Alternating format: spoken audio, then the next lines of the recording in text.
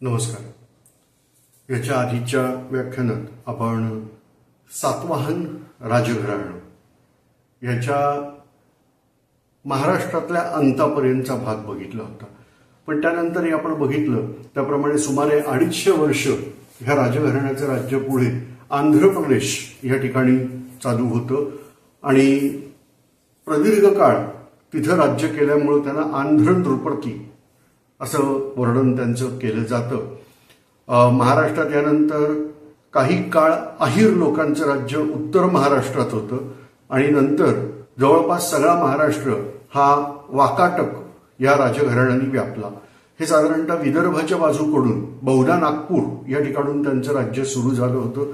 हे प्रत्येक वेळेला मी बहुधा वगैरे असं शब्दप्रयोग करण्याचं कारण आहे की काही पुस्तकात ठामपणे लिहिलेलं असतं, परंतु जे इतिहास जाणतात त्यांना माहिती आहे की बऱ्याचशा गोष्टी ह्या निश्चित सीमारेषा यावेळच्या आपल्याकडे उपलब्ध नाहीत। तर त्यामुळं कारण हा अतिशय प्राचीन काळातला सगळा इतिहासाचा भाग येतोय। आता आपण बघणार आहोत ते म्हणजे गुप्त साम्राज्य। आता आपल्याला माहितीच आहे की प्रत्येक वेळेला आपण मानचित्र काढतो आणि त्यानंतर आपण अभ्यासाची सुरुवात करतो। तर त्याप्रमाणे मी आत्ता पण मानचित्र हे काढणार आहे। नेहमीप्रमाणेच आपले जे काही माहिती सांगतो की ही मानचित्र ही अचूक अजिबात नाही आहेत, कारण ती माझी चित्रकला आहे। ही अचूक नाहीत, ही प्रमाणाप्रमाणे नाहीत, ही राजकीय कारणासाठी ही काढलेली नाहीत। हे फक्त आपल्याला अभ्यासक्रम समजून घेण्यासाठी अंदाजे काढलेल्या गोष्टी। आपल्याला माहिती आपण सुरुवात करतो ही गुजरात राज्याकडून सुरुवात होते। कच्छचं आखात, आजचा भारत काढायचा तर राजस्थानचा हा भाग आता सीमावर्ती येतो। जम्मू काश्मीर, लडाख, त्याच्यानंतर इथे नेपाळचं राज्य आपल्याला दाखवायला लागतं। जे कधी काळी आपण आता जे साम्राज्य बघणार आहे त्या साम्राज्याचाच तो मोठा भाग ते होतं। बांगलादेश हाही त्या साम्राज्याचा भाग होता।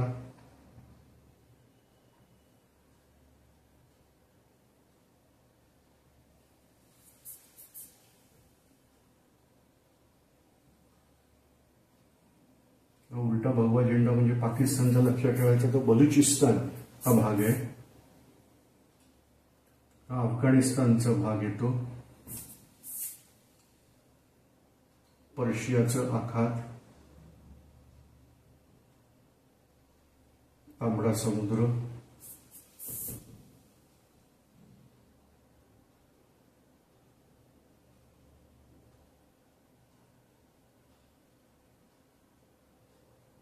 थोडासा भाग चुकलेला आहे, उलटा काढल्यामुळे जरा। ग्रीस, पलीकडे इटाली आणि हा भूमध्य समुद्र असा गेलेला आहे पुढे। आपल्या दृष्टीने जो महत्वाचा भाग आहे तो या ठिकाणी झालेला आहे। आता हे एक अंदाज आहे, आपण त्यावेळेच्या भारताचा जो भाग आहे तो घेतोय।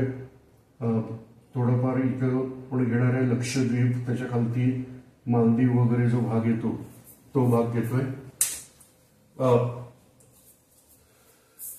या ठिकाणी आपण आता जे साम्राज्य बघणार आहे ते आहे गुप्त साम्राज्य। आता हे असं करण्याचं कारण काय? इतिहासात खूप वेळेला असं होतं की पराक्रमी माणसांची नावं ही पुढच्या पिढीमध्ये आपापल्या मुलांना ही ठेवण्याची एक मोठी पद्धत आहे। त्यावरून काही जणांना असं वाटतं की त्या पराक्रमी राजाचं स्मरण आपल्याकडून होतं। आता एक उदाहरणच द्यायचं झालं तर तुम्ही महाराष्ट्राच्या भूमीमध्ये किती जणांचं नाव शोधा, हे शिवाजी असतं। का तर छत्रपती शिवाजी महाराज हे आमचं प्रेरणास्थान आहे आणि त्याप्रमाणे आपल्या मुलांची नावं ही शिवाजी किंवा म्हणजे अशा पद्धतीची ठेवण्याची आपल्याकडं जुन्या काळापासूनची पद्धत आहे। तर तसंच ह्या ठिकाणी जो पराक्रमी पुरुष आहे त्याचं नाव आहे सम्राट चंद्रगुप्त मौर्य। चंद्रगुप्त मौर्याचा कालखंड आहे तो इसवी सन पूर्व 300च्या आधीच आहे. जेव्हा आता जे आपण साम्राज्य बघणार आहे हे साधारणतः 2ऱ्या शतकानंतरचं साम्राज्य हे आपण बघणार आहोत इसवी सनाच्या. तर त्याचं नाव आहे गुप्त साम्राज्य. याचं कारण म्हणजे त्याचा जो संस्थापक आहे त्या संस्थापकांचं नाव आहे श्रीगुप्त. अर्थात हे जे श्रीगुप्त नाव आहे हे संस्थापक आहे घराण्याचे. त्याच्या आधीचा इतिहास मला माहित नाही, परंतु इतिहासात माहिती होतं ह्याप्रमाणे हे जे श्रीगुप्त नावाचा कोण सम्राट आहे, सम्राटने राजा, त्यांचं राज्य हे बंगाल प्रांतात कुठेतरी छोटंसं होतं. बिहार बंगाल या बाजूला त्यांचं राज्य हे कुठेतरी छोटंसं राज्य हे पहिलं होतं. त्यांचा मुलगा आहे घटोत्कच गुप्त. आता श्रीगुप्ताने आपल्या मुलाचं नाव गुप्त नाही ठेवले, घटोत्कच ठेवले, पण नंतर गुप्तच म्हणतात त्यांना. पण ह्याचंही राज्य तेवढंच राहिलं. ह्या घटोत्कचाचा मुलगा आहे त्याचं नाव आहे सम्राट चंद्रगुप्त. इथे गडबड चालू होती कारण ह्याचा रेफरन्स दिला जातो चंद्रगुप्त 1 म्हणून, आणि माझ्या डोक्यात असतं चंद्रगुप्त 1 म्हणजे मौर्य सम्राट. तर म्हणून आपण सोयीसाठी असं वापरणार आहे चंद्रगुप्त 1 असं जर म्हटलं तर तो गुप्त सम्राट असेल, आणि चंद्रगुप्त मौर्य म्हटलं तर तो मौर्य सम्राट असेल. हा मोठा फरक हा इथं लक्षात घ्यायचा आहे. तर आपण आता चंद्रगुप्त 1 या व्यक्तीपासून राज्याची सुरुवात करूया. त्याचं कारण म्हणजे चंद्रगुप्त 1 यांनी त्या छोट्या राज्याचं रूपांतर साम्राज्यामध्ये केलं. पाटलीपुत्र वगैरे प्रदेश सगळा जिंकून घेतला आणि एक मोठं साम्राज्य हे उभं राहिलं. हे साम्राज्य येतं गुप्त साम्राज्य. पाश्चात्य इतिहासकार या गुप्त साम्राज्याचं भरपूर कौतुक करताना दिसतात, परंतु ते कौतुक करता करता आमच्यामध्ये भेदभाव निर्माण करून टाकायचं ही उत्कृष्ट काम ते करतात. आता उदाहरण दाखवतो कसं आहे ते. This is called as golden era in Indian history. Why? Because first time indigenous ruler was ever ruled over large part of India. By that time म्हणजे आतापर्यंत हे जे परदेशी आक्रमक आलेले आहेत त्या सगळ्यांचा निपात ह्या राज्यामध्ये झालेला दिसतो, आणि प्रदीर्घ काळ भारताला एक स्वतंत्र भारतीयांचं राज्य हे अनुभवता आलं. ह्यानंतरची वाक्य येतात ती म्हणजे ह्या वेळेलाच हिंदू धर्माचा उदय या ठिकाणी झालेला आहे. हिंदू धर्मातल्या बहुसंख्य कल्पना ह्या दृढ होण्याचं कारण हे गुप्त साम्राज्य. आणि मग ते हिंदू धर्म कंसात लिहितात ब्राह्मणिकल रिलिजन. कशी फूट पाडायला सुरुवात करतात बघा. तिथं मी जर का ख्रिश्चन धर्माबद्दल बोलताना जर चुकून असं बोललो की ख्रिश्चन धर्म म्हणजे पोपचा धर्म, बरोबर आहे, खरं तर बरोबर आहे, पोपचाच धर्म आहे, परंतु ख्रिश्चन धर्म आणि पोपचा धर्म असा वेगळा काढता येत नाही.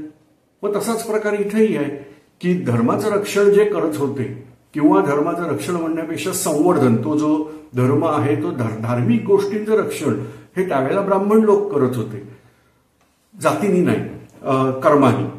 तर त्याप्रमाणे तो प्रकार तसाच्या तसा आहे. पण हे लोक फूट पाडायला आपल्यात असं लिहून ठेवतात की Hindu religion or Hinduism rather Brahmanical religion develop here ह्याच कालखंडात. आणि मग ज्या संकल्पना हिंदू धर्मातल्या दृढ झाल्या या सुरुवातीला उत्तर भारतात झाल्या आणि मग हळूहळू त्या दक्षिण भारतामध्ये पसरायला सुरुवात झाली. चाल कशी आहे बघा. सगळ्यात पहिलं पाश्चात्य इतिहासकारांना दाखवून द्यायचे की हिंदू धर्म हा तुम्ही समजता तेवढा जुना नाही, हे दाखवण्यासाठी या गोष्टी त्यांनी लिहिलेल्या आहेत. दुसरी गोष्ट, हिंदू धर्मामध्ये एक छानपैकी फूट पाडता येते, ह्यासाठी पण त्यांनी ह्या सगळ्या गोष्टींचा वापर वारंवार केलेला आहे. युपीएससी मध्ये पण असे प्रश्न विचारलेले आहेत, आपण जाऊ तिथं पण. तर या पद्धतीमध्ये आपल्याला इथं या गुप्त साम्राज्याच्या आडून मॅकॉले आणि प्रभृतींचे कुटील डावपेच हे आपल्याला दिसायला सुरुवात होते. आपण आता मुद्द्यावर जाऊया. तर श्रीगुप्त हा गुप्त घराण्याचा संस्थापक आहे. श्रीगुप्त, घटोत्कच गुप्त या मंडळींनी त्यांचं छोटंसं राज्य सांभाळलं, व्यवस्थित निर्माण केलं, सांभाळलं. ह्या राज्याला मोठं विस्तृत स्वरूप जे दिलेलं आहे हे चंद्रगुप्त 1 या महान सम्राटाने दिलेलं आहे. पण हा सम्राट मौर्य नाही, हे गुप्त सम्राट आहे. ह्यानंतर हळूहळू करत यांच्या सीमा ह्या विस्तारत राहिल्या. भारताचा बराचसा पूर्वेकडचा जो भाग येतो हा सगळा हा सम्राट चंद्रगुप्त एक याच्या नेतृत्वाखाली एकत्र झालेला आहे. आणि यानंतर गुप्त साम्राज्य, आता यावेळची हे चंद्रगुप्त एक असतानाचीच आपण स्थिती ही आपण एकदा परत जाणून घेऊया. या ठिकाणी महाराष्ट्रामध्ये वाकाटक राजघराण्याचं राज्य हे सुरू आहे. वायव्येकडचा जो भारताचा भाग दिसतोय हा सगळा हा शकांकित आहे. शक लोक इथं राज्य करतायत. कुशाणांचं साम्राज्य लक्षात घ्या. कुशाणांची राजधानी ही आपण याच्या आधी पण बघितलं होतं की कनिष्क वगैरे सम्राट होते, त्यांची राजधानी ही या ठिकाणी पेशावर म्हणून जी जागा येते त्याचं त्यावेळेचं नाव आठवा, पुरुषपूर किंवा पुष्पपूर असं नाव आहे. तर ती पुरुषपूर किंवा पुष्पपूर म्हणजे आजचं पेशावर या ठिकाणी कनिष्क त्याची राजधानी होती. कुशाणांचं राज्य इथून चालू आहे. शक लोक हे कुशाणांचे मांडलिक आहे. लक्षात घ्या, शकांनी आता वैदिक धर्म, बहुतांश शकांनी वैदिक धर्म स्वीकारलेला आहे. हे स्वतःला क्षत्रिय या वर्गामध्ये स्वतःला म्हणवतात. त्यानंतर कुशाण लोक आहेत, ह्याच्यापैकी बहुसंख्य लोकांनी बौद्ध धर्म स्वीकारलेला आहे. बौद्ध धर्मामध्ये एक नवा संप्रदाय निर्माण केला गेला, त्याचं नाव आहे महायान संप्रदाय. आणि अशा प्रकारे महायान संप्रदायाचा स्वीकार हा कुशाण सम्राटांनी केलेला आहे. आणि प्रदीर्घ काळ भारताचा जो वायव्येकडचा भाग आहे हा ह्या परकीय सत्तांच्या हातात हा राहिलेला आहे. लक्षात घ्या, पहिल्यांदा ग्रीकांच्या हातात राहिला होता. ग्रीकांकडून काही काळ तो स्वतंत्र झाला, परंतु त्यानंतर परत तो शक लोकांच्या हातात आला. शकांना हरवलं गेलं, परंतु शक हरल्यानंतर सुद्धा त्यांनी मांडलिकत्व पत्करलं होतं सातवाहनांचं. त्यामुळे हे राज्य शकांचं जे आहे हे पूर्णपणे गेलेलं नाहीये. ह्यानंतर सुद्धा कुशाणांचं मांडलिकत्व त्यांनी स्वीकारलेलं आहे, कारण कुशाणांनी सातवाहनांना हरवलं हरियाणामध्ये. आणि त्यानंतर कुशाणांचं मांडलिकत्व शकांनी स्वीकारले, पण स्वतःचं शक हा जो भाग आहे हा अजूनही त्यांचा गेलेला नाहीये. आता अशा वेळेला सम्राट चंद्रगुप्त चंद्रगुप्त एक यांचं राज्य हे इथं विस्तारायला लागलेलं आहे. आणि असं करत भारताच्या पूर्वेकडच्या बाजूला म्हणजे त्यांची पण राजधानी जी आहे, आता मी ही वेगळ्या रंगात दाखवतो राजधानी, कारण कुशाणांची मी इथं दाखवली आहे. तर या ठिकाणी बिहारमधली जागा आहे. आज जी पाटणा म्हणतो ती म्हणजे त्यावेळेचं पाटलीपुत्र. तर पाटलीपुत्र ही त्यांची राजधानी आहे. म्हणजे मौर्य आणि गुप्त घराण्यामध्ये परत एकदा ही सिमिलॅरिटी येते की मौर्यांची पण राजधानी पाटलीपुत्रच आहे आणि गुप्तांची पण राजधानी पाटलीपुत्रच आहे. पण यांनी इथून मोठा विस्तार हा राज्याचा सुरू केला. ह्यानंतर एक गोष्ट होती ती म्हणजे ह्या महान सम्राट चंद्रगुप्त एक त्याचा कधी ना कधीतरी मृत्यू होणार होता. ह्या मृत्यूनंतर सम्राट समुद्रगुप्त हा गादीवर बसला. हे बघा, समुद्रगुप्त हा हिंदू होता म्हणून आम्ही त्यांना जास्ती काही वाईट म्हणत नाही, एवढीच गोष्ट आहे. पण त्यांच्याबद्दल ज्या गोष्टी लिहिलेल्या आहेत की तो अत्यंत क्रूर होता आणि त्यांनी प्रचंड मोठ्या प्रमाणात दहशत माजवली होती. आणि ह्या दहशतीचाच वापर करत त्यांनी दक्षिण भारतावरची मोठी मोहीम काढली आणि पूर्ण दक्षिण भारतापर्यंत अनेक राज्य जिंकत त्यांनी इथले राजे जे युद्ध करतायत ते ठार मारले, शरणागती पत्करली, त्यांना अटक केली आणि आपल्याबरोबर पाटलीपुत्राला घेऊन आला. ही मोहीम एवढी भयावह होती, त्यामध्ये एवढं क्रौर्य निर्माण केलं गेलं होतं की हे बघून तिथं बसलेले जे कुशाण आहेत यांनी न विचारता काहीही न करता पाटलीपुत्राकडे आपली खंडणी पाठवून दिली आणि पाटलीपुत्राचं स्वामित्व मान्य केलं होतं. ही समुद्रगुप्त ह्या सम्राटाची दहशत आहे. समुद्रगुप्तांनी असं म्हणतात की कुठचा तो राजसूय यज्ञ केला आणि हे जे दक्षिण भारतावर हल्ला करायला गेला होता त्यावेळेला दक्षिण भारतातून जे राजे पकडून आणले होते अशा सुमारे 36 राजांना न चुकता दरवर्षी आम्ही खंडणी देऊ असं वचन घेऊन त्या यज्ञाच्या नंतर त्यांना सोडून देण्यात आलं होतं. ही स्वारी, ही दक्षिण भारतावरची प्रचंड मोठी स्वारी ही समुद्रगुप्ताची ठरली. बघा, दोघंही हिंदूच आहेत, पण तरी सुद्धा हे साम्राज्य विस्तार करताना जे क्रौर्य दाखवलं, दक्षिण भारतातले लोक ही गोष्ट विसरले नाहीत त्यावेळेला. त्याचा सूड कसा घेतला हे आपण नंतर बघूया. पण या रीतीने समुद्रगुप्त याचं राज्य मोठं होतं. महासम्राट महाराष्ट्राच्या वाट्याला आला का? त्याचं उत्तर आहे की महाराष्ट्रातलं सातवाहन घराण्याची कीर्ती प्रचंड मोठी होती. यानंतर इथं वाकाटक हे सम्राट होते आणि वाकाटक विरुद्ध गुप्त अशी काही युद्ध झालेली नाहीयेत. जेव्हा सीमेवरचा राजा हा जास्ती प्रभावी असतो त्यावेळेला त्याच्याबरोबर मैत्रीपूर्ण संबंध ठेवावेत किंवा विवाह संबंध प्रस्थापित करावेत, म्हणजे त्यांच्याबरोबर मैत्री आणि नातेसंबंध दृढ राहतात, असा बराच भाग हा राजनीतीमध्ये शिकवलेला आहे. त्याप्रमाणे या गुप्त सम्राटांनी आपल्या राजकन्येचा विवाह, या वाकाटकांच्या राजकन्येचा विवाह त्यांच्याकडे करून घेतला होता वगैरे अशा काहीतरी नोंदी मिळतात. आणि त्याप्रमाणे हे विवाह संबंध निर्माण झाल्यामुळं वाकाटक आणि गुप्त यांच्यात काही फारसं मोठं वितुष्ट कधी आलेलं नाही. पण उत्तर भारतामध्ये मात्र आता बऱ्याच मोठ्या प्रदेशात हे गुप्त साम्राज्य पसरलेलं आहे. समुद्रगुप्तांनी बराच मोठा भाग जिंकून घेतला आणि 2 मुलं त्याच्या मागं होती. त्याच्या एका मुलाचं नाव आहे रामगुप्त आणि दुसऱ्याचं नाव आहे परत आजोबांचं वडिलांचं नाव मुलाला, म्हणजे आजोबाचं नाव नातवाला, ते म्हणजे चंद्रगुप्त टू. आता इथं समुद्रगुप्तांनी जे काही महान कार्य केलं किंवा कार्य केलं म्हणूया, पण त्यांनी जे काही क्रौर्य दाखवलं, पण त्या सगळ्याचा परिणाम असा होता की एक स्ट्रॉंग साम्राज्य हे भारतामध्ये तयार झालेलं आहे. ह्यानंतर समुद्रगुप्ताचा मुलगा, मोठा मुलगा आहे, नाव आहे रामगुप्त. नाव ठेवताना तरी विचार करायला पाहिजे होता, कारण नावामध्ये राम आहे पण आडनावात गुप्त आहे, त्यामुळे असं काहीतरी गुप्त होऊन जातं. आमचे प्रभू रामचंद्र असे आहेत की ज्यांची पत्नी रावणाने पळवून नेली तर रावणाला मारून ती पत्नी त्यांनी मिळवली होती. जेव्हा ह्या रामगुप्ताच्या बाबतीमध्ये एक्झॅक्ट उलटी गोष्ट आहे. ती म्हणजे हा एवढा भ्याड होता असं म्हणतात की हे शक राजा इथे होतेच, त्यापैकी एका शक राजाने रामगुप्ताला पत्र पाठवलं आणि त्याच्या पत्नीचीच मागणी केली. कोणाच्या? रामगुप्ताच्या पत्नीची मागणी केली आणि वर त्याला सांगितलं की जर तू तुझी पत्नी माझ्याकडे दिली नाहीस तर मी तुझ्यावर हल्ला करेन, मग त्यातून युद्ध होईल. युद्धात जिंकलं कुणी आणि हरलं कुणी तर युद्धामध्ये मोठी हिंसा उद्भवणार आहे आणि ह्या हिंसेचं कारण तू असणार आहेस, कारण तू माझी गोष्ट ऐकली नाही आणि त्यामुळे हे पाप तुझ्या माथी बसेल. काय मोलात तोलत होते हे शक लोक आपल्याला बघा, कारण त्यांचा शकपणा अजून गेलेला नाही, जरी ते हिंदू झाले असले तरी.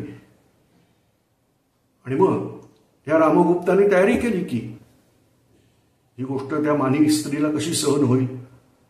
आणि मग जो धाकटा दीर आहे, म्हणजे त्याचं नाव आहे चंद्रगुप्त 2, त्याच्याबरोबर तिने संधान बांधलं आणि मग दोघांनी मिळून रामगुप्तालाच कैदेत टाकलं. पुढं त्याचा वध झाला. चंद्रगुप्त 2 याचं लग्न त्या रामगुप्ताच्या बायकोबरोबर, म्हणजे स्वतःच्या मोठ्या बहिणीबरोबर झालं. इलाज नाही बाबा, असा जर नवरा मिळाला तर काय करणार. आणि मग चंद्रगुप्त 2 यांनी प्रतिज्ञा घेतली की या असल्या शक लोकांना पूर्ण हरवल्याशिवाय मी शांत बसणार नाही.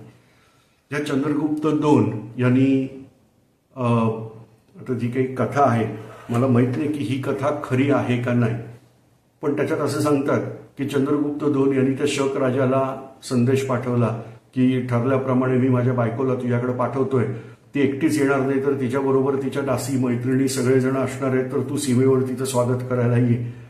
आणि मग त्याप्रमाणे त्या स्त्रियांच्या वेशात तिथं पुरुष गेले आणि मग त्या शक राजावरती हल्ला केला, त्याला मारला वगैरे असं काय काय म्हणतात. मुळामध्ये जर एवढं स्ट्रॉंग साम्राज्य असेल समुद्रगुप्ताचं तर चंद्रगुप्त 2ला अशा गोष्टी करायची गरज असेल असं काही वाटत नाही. पण काही कथांमध्ये लिहिलेलं आहे, मी फक्त सांगायचं काम केलं, कारण अशाच कथा नंतर बऱ्याच वेळेला रिपीट झालेल्या. तर आता चंद्रगुप्त 2 यांनी स्वतःला पदवी घेतली. या राजे लोकांचं आपलं बरं असतं, स्वतःची स्वतःच पदवी घेऊन टाकायची. तर ती पदवी आहे ती म्हणजे शकारी, शक लोकांचा शत्रू. आरी याचा अर्थ शत्रू. शक अरी, शकांचा शत्रू या अर्थाने शकारी अशी पदवी त्यांनी घेतली. आणि मग शकांबरोबर युद्ध चालू केली. नुसती पदवी घेऊन गप्प बसला नाही. आणि मग शक लोकांबरोबर युद्ध करत शकांना युद्धात हरवलं. बघा, एक काम पूर्णपणे केलं नाही तर त्याची कशी फळं भोगावी लागतात. तर इथं दिसतं की सातवाहनाने शकांना मांडलिक बनवलं होतं, किंवा चंद्रगुप्त मौर्य या सम्राटाने ग्रीकांना सीमेबाहेर हाकलून दिलं होतं. पण या ठिकाणी इथं शकांचं पुनर्वसन म्हणजे त्यांना मांडलिकत्व देऊन इथंच ठेवून घेतलं होतं. आणि त्यामुळं हे दुसरं युद्ध मोठं हे शकांबरोबर खेळावं लागलं. हे खेळलेलं आहे चंद्रगुप्त II. त्यावेळेला त्यांनी स्वतःला पदवी घेतलेली आहे शकारी. आणि मग सगळ्या शक राजांना त्यांनी हरवलं. सगळ्यांकडं मांडलिकत्व त्यांचं शकांचं मांडलिकत्व परत एकदा मान्य करून घेतलं. कुशाण साम्राज्याचा पण आता त्यांच्यावरती प्रभाव राहणार नाही. आणि संपूर्ण भारताचं, विशेषतः उत्तर भारताचं एक बलाढ्य राज्य हे चंद्रगुप्त II यांनी सिद्ध केलं. यांनी हा मोठा पराक्रम केल्यानंतर स्वतःला परत एक पदवी घेतलेली आहे, ती आहे विक्रमादित्य. त्यामुळे या 2 पदव्या लक्षात ठेवायच्या, शकारी आणि विक्रमादित्य. बऱ्याच जणांचं म्हणणं आहे की उज्जैनचा जो प्रसिद्ध सम्राट आहे तो उज्जैनचा विक्रम राजा, तो म्हणजे हाच विक्रमादित्य असला पाहिजे. ह्या वेळेला गुप्त लोकांचं साम्राज्य हे प्रचंड मोठं ताकद असणारं साम्राज्य म्हणून ओळखलं गेलं. कुशाण हे सुद्धा त्यांना खंडणी देत होते. फक्त महाराष्ट्राचा जो भाग आहे तो आणि दक्षिण भारताचा जो पश्चिमेकडचा जो भाग येतो हा त्यांच्या ताब्यात नव्हता. बाकी प्रदीर्घ मोठ्या भागावरती नेपाळ, भूतान, ते भूतान वगैरे त्याला हे सगळ्यांचे त्याची वर्णन येतात ते म्हणजे वनवासी राज्य. तर अशी सगळी वनवासी राज्य ही त्यांची मांडलिक होती. लक्षात घ्या, सम्राट याचा अर्थ प्रत्येक ठिकाणी त्याचं राज्य नाही, फक्त त्या राजे जे आहेत हे ह्यांना खंडणी देतात. त्या अर्थाने मोठं साम्राज्य हे गुप्तांचं उभं राहिलं. ते आहे चंद्रगुप्त II. याला शकारी असं नाव आहे आणि दुसरं नाव त्यांनी घेतलेलं आहे विक्रमादित्य.